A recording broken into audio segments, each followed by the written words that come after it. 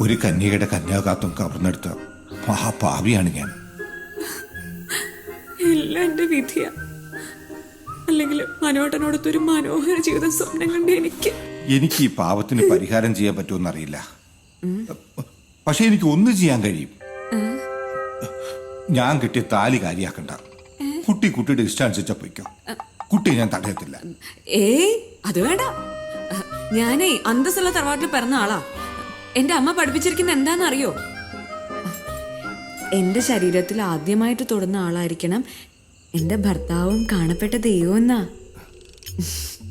ആ വലിയ ഭാഗ്യം കിട്ടിയതേ ചേട്ടനാ. ശരിയാ, ഞാൻ എത്ര ഭാഗ്യവാനാ. അപ്പോ കുട്ടി എന്നോട് പൊറുത്തോ? ഞാൻ നിങ്ങളോട് മാത്രമേ പൊറുക്കൂ.